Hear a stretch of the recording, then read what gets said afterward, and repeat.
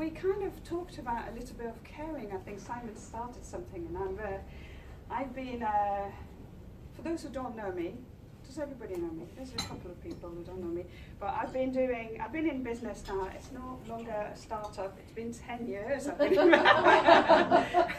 this year, 10 years in business is just incredible how fast it's been. And when I first started, I was doing mystery shopping as my core business, and now it really has kind of grown into a lot more into the customer experience. And this is what, you know, I want to share more. To the point where I want to perhaps even create a movement. But let's see what's, it's moving already. So because customer experience is simple as happy customers, happy employees equal happy customers equals happy bottom lines, right? That is very simple. Doesn't mean that it is. And the problem is that, I don't know if you know, but there are some figures which have been done in the States, so they're not kind of your figures, but 88% of American people go to work every day and don't think that the organization they work for care for them. That means that almost 8 out of 10 people actually go to work every morning for 8, 10, 12 hours for a company who doesn't care about them and doesn't care about what they do. And then we wonder why we've got 3 out of 4 people, employees, disengaged in organization. And then we wonder why customer service takes a hit. And then we wonder why, you know, employees change from one companies to the other. And then we wonder why they're not well, they're sick, and their mental health is taking a hit. And then we wonder why so many businesses actually go down the pan and close their doors. So it's really those figures are really kind of drastic. And when I've launched my book last September, the idea was really to think about how can we bring more care into business? How can we all start caring a bit more about ourselves so we can care about others around us, so we can care for our customers, we can care for the people who work around us, and we can actually work in so many better ways.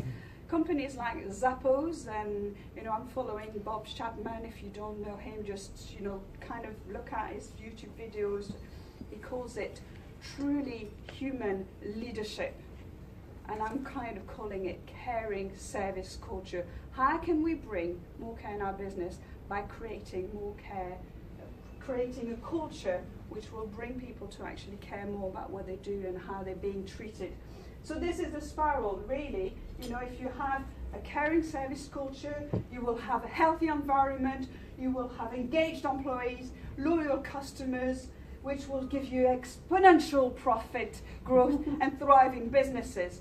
Where obviously, if you don't care about your people, if you don't care about your customers, you know, you will increase your costs, you will have less customers, you will have more marketing costs to try to compensate from one to the other, and then brand damaging and decreasing profits. So that's kind of the spiral that we behind it. So I wanted to create a program which brings, it's a real holistic program which, you know, over, well, it'll be 30 years probably now. How many hours do we have to work as an expert to be an expert? 10,000 hours. 10,000 hours. So perhaps in the last 30 years, maybe I've done about some of those 10,000 hours. But I wanted to really put a program that really kind of bring all the skills that, you know, I've been learning for the last kind of 30 years, probably 10 years in the business. But the caring soft skills such as the NLP, such as mindfulness, such as environment psychology, to really kind of nurture the environment within the business with a very, you know, logic, analytic measurement that, you know, I use in my everyday kind of metrics that we do. So a real good set of metrics, which we can see that actually the caring side of it will really measure and spiral you up and move, you know, the dial from one to the other. So the program is evolving, and I'd like to work with companies for the whole year. So it's really an approach where, you know, I kind of want to hold their hand for a whole year and work with the leaders to start with, because if the leaders don't actually believe in it, no one will. So it needs to start from there, and it needs to start, let's do this, let's bring more care, let's really kind of look at the environment. So there's kind of 4 parts of it: the culture, the environment, the people, and then the customers. And those kind of work in 4, in 4 all together, but in 4 different areas. And out of those 4 areas, we need to assess everything that we do, right? We need to understand where we are, what we're doing, how we're doing. We need to develop employees' journey, understand the customer experiences. We need to develop real kind of good processes that people can understand and follow. And then we need to train and implement people. It's no point to have any process. It's no point to have anything in your business if you don't train the people. train on a daily basis. And the last part is the measurement. So, if you're doing something, check how you're doing. Is it working? Is it not working? And the measurement is about celebrating success. And this is a big part of it. This is how we care also. A lot of the measurement that we do, people tend to use it as a kind of bashing on the head. Oh, you've not done that right. But let's celebrate what we're doing right. Let's kind of really give people a real good thing, to feel good that we've done something really right. And yes, identify what we're not doing wrong, so what we could be doing better, so we can actually improve that area. But first, let's always celebrate. So the balance between, I call it my yin and my yang, but is the yin energy, where we've got the caring, the team, the relationship, the working together, the emotional connections that we can connect between ourselves, between our team, how we communicate together. The environment, it's incredible how the environment, that Paul, we were talking about your office this morning, how an environment affects people, where there's the light, where there's how you're walking, what's the, how does it feel? Do you feel good? Can you imagine working, well, I'm sure you can imagine working maybe 8, 9, 10 hours in a place where, you feel awful. No wonder you'll have a headache. You'll go home and you'll be mooning and all that kind of thing. So the environment really affects people, and we need to really take care of that. With obviously the yang energy, which we bring the strategy, the analytic, the measurement, and the development of the program. So I'll jump these slides, but that's kind of, a little bit of a itinerary for the program that it would look like, where we just work within the company and then with that in kind of relationship. But I mean that this program can be used for in other parts of the world. I'm off to the Philippines at the end of March, which is really exciting. And I'm hoping that this could be a really good program for them, because I could come in, we can do some stuff together, and then we can work remotely to actually put some of the other implementation in place. So this is a transformation, and this is where I'd like to hear about your thoughts. When I was putting the program on, you always think, this is great, Claire, I love the program, this is, of course I'm doing it, but why am I doing this program? Who's going to want it? What are the problems that people have at the moment? And sometimes, you kind of think, so I've put some post-its on the table, and I'd like to use you, as you're all here, as you're all in business. What are your pain points in your business at this moment in time? Is it employees turnovers?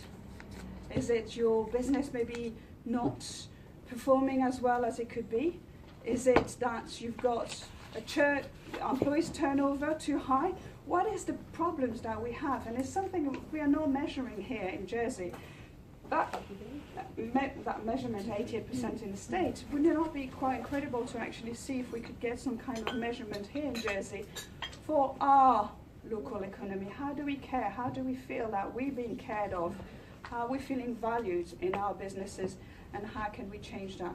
So the idea is, and that's one of my walk, I walk every morning, at 7 o'clock, it's just like, yeah, brown light yesterday at 7 o'clock, it was amazing. And I had an epiphany. You saw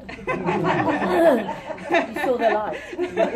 I saw the literally. You can see a doctor. You can see a doctor for that. And I thought, Claire, this program is great, but actually, would it not be? Is it not just bigger than just a program. Is it not just actually, should we not create like that caring culture as a movement, you know, and having people that really are, you know, really like that Bob Chapman, Simon Sinek, if you don't, you know him, those people are already thinking like that. Can we just all get together and bring more care to our businesses? So we can, you know, and we could all have badges. We care for our employees, we care for our customers, you know, and actually working together towards, you know, making our environments a better place to be. This is it. I think that's the end of it. We'll talk about this as just qualifying, and then the program. It's you know, that's. I'd love to talk to you about it. Obviously, you can tell I'm a bit passionate, tad obsessed with it. So if any of you have some ideas or have some stuff that you'd like to discuss, you know, I'd love to talk to you. You know where I am anyway. You can always find me. And I've created a little customer experience diagnostic. If you've got your own business and you want to see how employee-centric and customer-centric you are, you can do that little 20 questions, and they'll give you a kickstart on, you know, what to look for in your business and how you can actually start looking at thinking, giving you maybe some ideas of things that, oh, actually, I'm not doing that. That's a good idea. I could be starting doing that.